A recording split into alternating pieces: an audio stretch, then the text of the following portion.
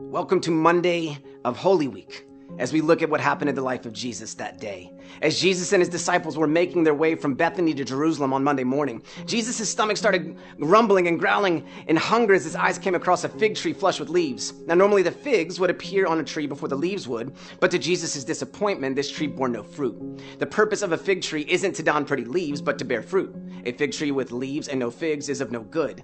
The goal of a fig tree isn't to be pretty on the outside, it's meant to provide fruit that can fill you on the inside.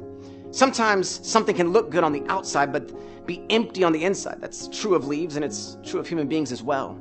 And what seems like a drastic overreaction, Jesus curses the fig tree. He says, "May you never bear fruit again."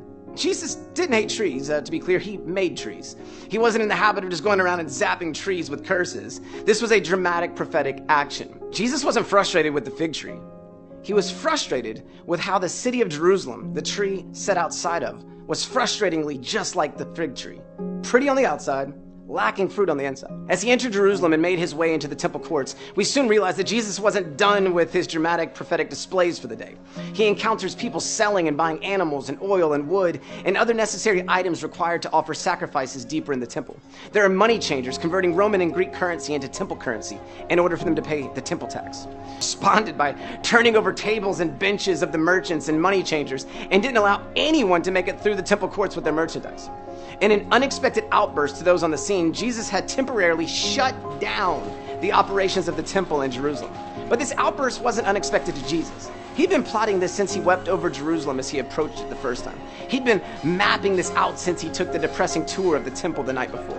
What's the deal with Jesus?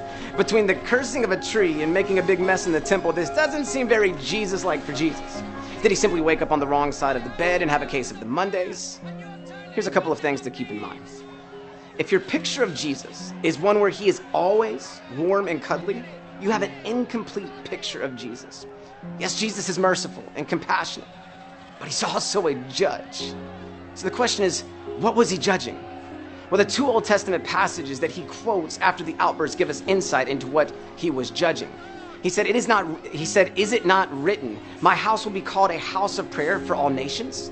But you have made it a den of robbers." In the first part of the quotation, Jesus is citing Isaiah chapter 56, verses 6 and 7, where it says that God will bring foreigners to Jerusalem who have bound themselves to him, serve him, love him, minister him, keep covenant with him, and he will give them joy in his house of prayer.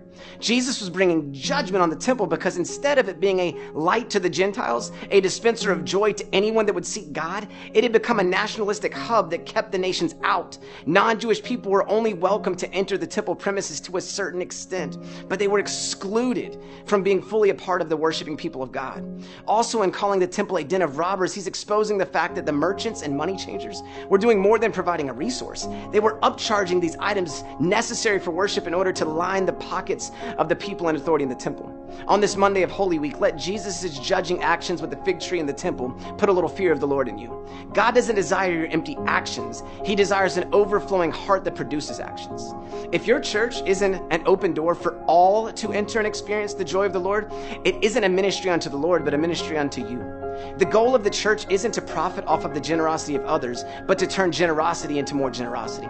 After the dramatic events during the day on Monday, Jesus and his disciples made their way back to Bethany to spend the night. Rest was needed. Tuesday would be one day closer to Friday.